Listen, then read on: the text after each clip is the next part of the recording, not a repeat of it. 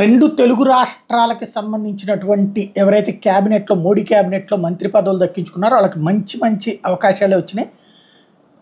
కిషన్ రెడ్డికి వచ్చేటప్పటికి ఏకంగా దేశంలో ప్రతిష్టాత్మకమైన శాఖల్లో ఒకటి బొగ్గు గనుల శాఖ మంత్రి అన్నటువంటిది ఆ శాఖ రావడం అన్నది ఓ రకంగా మనకి ఉపయోగం. ఎందుకంటే ఇక్కడ బోల్డని గనులు ఉన్నాయి. ఇప్పుడు అవి క్యాష్ చేసుకోవాలనుకుంటున్నది చంద్రబాబు సర్కారు.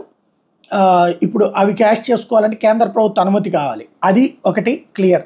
రెండోది రామ్మోహన్ నాయుడికి పౌర విమానయాన శాఖ వచ్చింది. మళ్ళీ ఆంధ్రప్రదేశ్కి ఎవరైతే ఇంతకుముందు అశోక్ గజపతి రాజుకి అదే సేమ్ తెలుగుదేశం పార్టీకి మరొకసారి. దీంతో ఎయిర్పోర్ట్ ఏవైతే భోగాపురం ఎయిర్పోర్ట్ వేగంగా పూర్తి చేయడానికి అవకాశం ఉంటుంది. అట్లాగే మిగతా ఎయిర్పోర్ట్లు ఏదైతే చెప్తున్నారో ఎస్పెషల్లీ అమరావతి ప్రాంతంలో ఎయిర్పోర్ట్ అన్నటువంటి పదం బాగా వినబడుతుంది. అది వచ్చేసినా ఆశ్చర్యపోనక్కర్లేదు.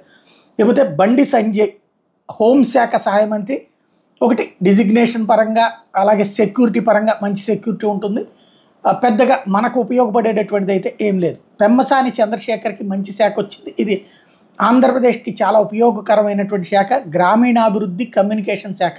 గ్రామీణాభివృద్ధి శాఖ కింద ఇంతకుముందు వెంకయ్యనాయుడు గారు ఉన్నప్పుడే భారీ ఎత్తున నిధులు లభించినాయి. తద్వారానే గ్రామీణ సడక్ యోజన కింద రోడ్లు వేసుకోవడం కానీ అనేక ఇన్ఫ్రాస్ట్రక్చర్ కానీ కుదిరింది. ఇప్పుడు రాజధాని ప్రాంతానికి ఆయనతో ఉపయోగం ఉంది. అట్లాగే రాష్ట్రానికి చాలా పెద్ద ఉపయోగపడేటటువంటి శాఖ మంచిది వచ్చింది ఆయనకి.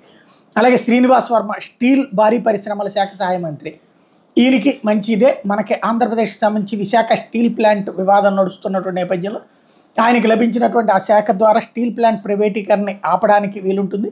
భారీ పరిశ్రమల శాఖ సహాయ మంత్రి కాబట్టి ఆంధ్రప్రదేశ్కి భారీ ఎత్తున పరిశ్రమలు రావాలని కోరుకుంటున్నారు కాబట్టి అది సాధ్యమయ్యేటటువంటి పరిస్థితి ఉంది. మంచి అవకాశాలు లభించినాయి.